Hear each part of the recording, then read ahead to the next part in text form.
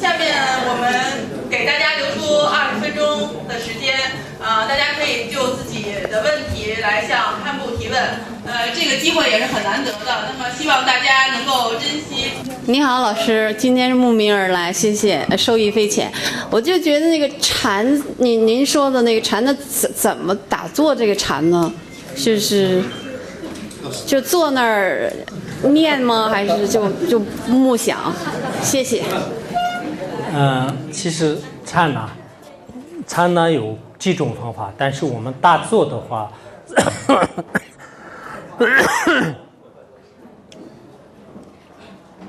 在佛教里面就是做禅呢，最主要的从身体上有7种做事，一般来讲，我们真正的佛教呢，就是禅不在于腿，念佛呢不在于口，有这样的说法。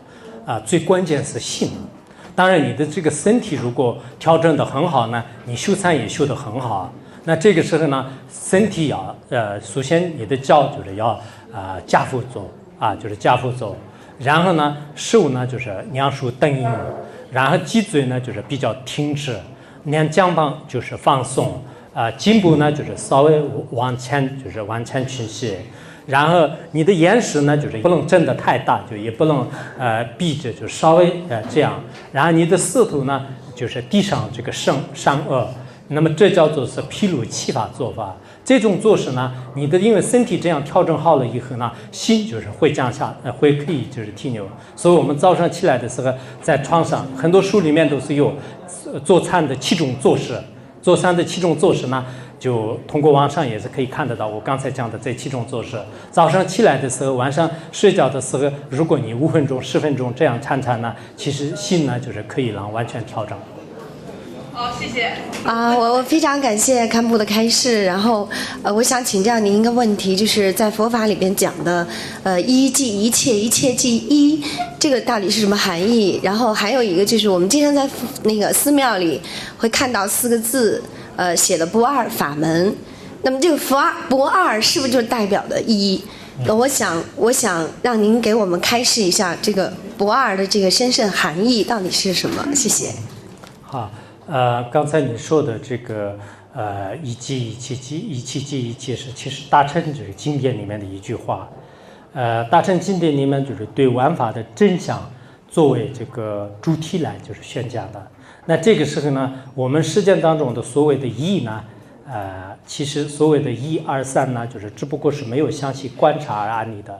如果去观察案例的话呢，所谓的义也不成立。比如说这个是一个瓶子，但是我们这里的所谓的义呢，它其实有很多的微尘组成的，有很多的分子原子组成的。那这样的话，这里的义呢，只不过是我们给它取的假名而已。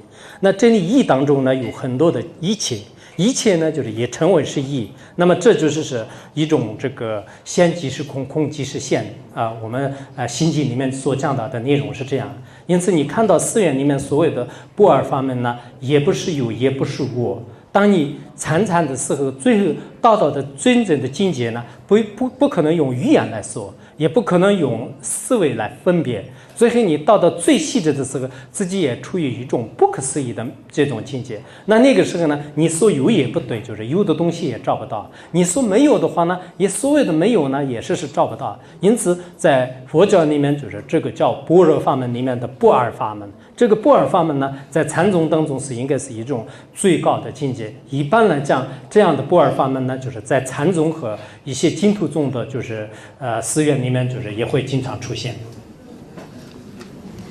阿弥陀佛，顶礼上师，我是今年6月预科班的学员，菩提协会的。我们这个组呢，一直在那个坚持共修学习，辅导老师要求的也很严格，也很智慧慈悲，大家每次学完了都法喜圆满。我想在这儿祈请上师，能不能对我们这个组的学员有几句祝福和那个鼓励的金刚语？顶礼上师。可能也是对我们所有在座的各位的祝福。好，也算是对天下一切苍生吧。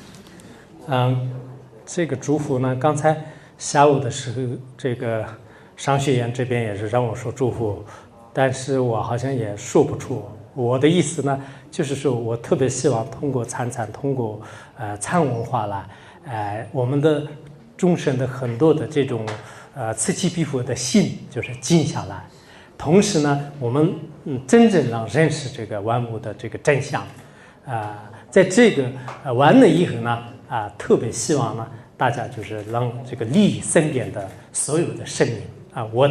我经常发愿的也是这样的，因为我们很多的迷惑，这样的迷惑前除以后呢，我们会认识真理，认识真理以后呢，我们成佛呢，其实不是自己快乐，自己幸福。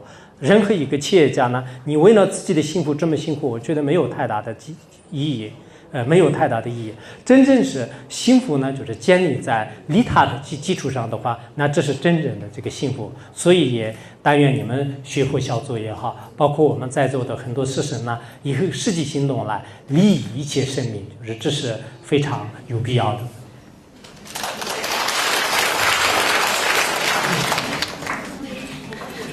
首先顶礼上师，阿弥陀佛。我想请教一下上师哈，就是我们如何？我听一个师父说了，参禅呢不在腿，念佛呢不在嘴。我想请师父开示一下，如何在紧张的工作和生活当中，怎么才能做到参禅不在腿，念佛不在嘴呢？谢谢上师。参禅不在腿，念佛不在嘴呢，就是其实从究竟的意义上讲的。但是我们初学者的话呢，应该参禅呢，就是需要就是打盘灸，念佛呢就是要阿弥陀佛，阿弥陀佛也要。但是你到了最高的境界的时候呢，应该就是参禅是经常就是不管我刚才讲的一样，就是在你的心中做我的很多日常生活当中呢，你把自己的明心不忘，你经常呢。比如说我今天在家里做任何事情的时候，我很容易发脾气的时候，我自己心对自己关系，我不应该这样发，这样的这种心态呢就是不合理的。我即使发了脾气呢，也解决不了什么问题的。所以你用自己的心，就是观自己的心，最后呢把自己事情呢就是很平和的解决了，这就是一种禅宗的真正的作用。所以我们的禅呢，就是其实是真正在生活当中，就是心静下来进行思考呢，对自己的各方面的人生呢就有巨大的意义。好，谢谢上师。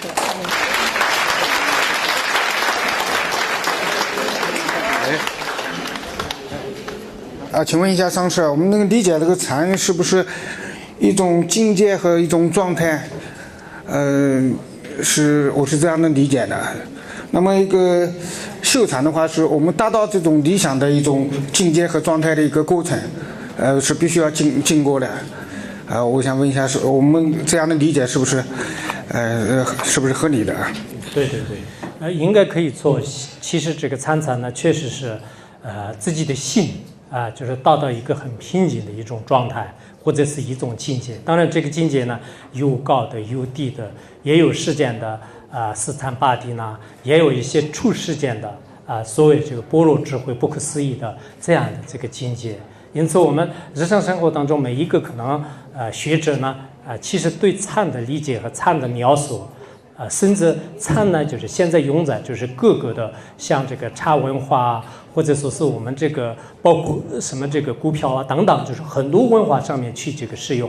其实这样呢，也是完全是可以的。我们这个佛教呢，就是可以融入于很多的社会的方方面面的这个层次。这样以后呢，那么这个禅文化呢，就是可以投入到就是各种各样的境界当中。当然，禅归根到底的话呢，还是每一个人自己去享用的一种境界。老师，我想请问一下，因为我们刚才听到你的这个开示呢，我们感觉很受益。那么我想请问一下，因为我很想在语言上能够提升一下自己，我想请问一下老师，你是在用脑子在说话呢，还是在用心在说话？那么我们的脑跟心如何能统一？能够做到心脑口统一，侃侃而谈。谢谢。是这样的，因为我完全不用脑子口说的话，那有一定的困难。然后完全是没有这个心的话呢，我也说不出来。所以我今天给大家讲的呢，我自己认为是也用了脑子，但是呢，最主要的是我的这个肺腑之言。我从内心当中呢，很想希望就是通过禅修，大家的这个心理的这种疲劳呢，就是得以这个休息。每次忙忙碌碌的这个生活，那就是其实是寻找呢，就是有些是盲目的，有些时候是无奈的，有些时候呢，就是也是无辜的。所以这样的这个心态呢，如果得到真正的一些平息啊、调整啊、安宁啊，这样呢有一定的快乐啊。这样以后，我自己认为呢，就是应该是从结合起来的。当然，像美国呢，就是有这样的说法，有一些学者呢，就是用脑子说话；有一些修炼的人呢，就是用心说话，有两种说法。那么用脑子说话的人是什么样呢？他在脑子里面就是记很多很多的一些凭证啊、数据啊、一些公案啊、案例啊，全部都是这一套。就是除了这个以外，他自己在生活当中的经验呢，就很难就是说出来。有一些成就者，就像我们西藏的有些这个大师说话的话呢，他完全是他自己的一种境界。他这种境界的话呢，他也许不会讲出任何的一些案例和一些校正和还有其他的理论，但是他自己的有一种最高的境界呢，就是告诉给人们。所以我这两者呢，都如果用的话呢，可能偏向于一处。所以我自己平时所了解的一些道理，跟自己内心就是对大家的人生的感悟呢，结合起来，就是奉献给大家的。好，非常感谢堪布跟我们大家的我想时间虽短，但是可能留给我们大家思考却会很悠长，可能会伴随我们的一生。我们大家参加按说大部分都是 PE 学员，我们参加 PE 班可能是为了追求财富，可能是为了追求个人的成就，但是是不是获得财富和成就以后，我们的人生就真正幸福，然后我们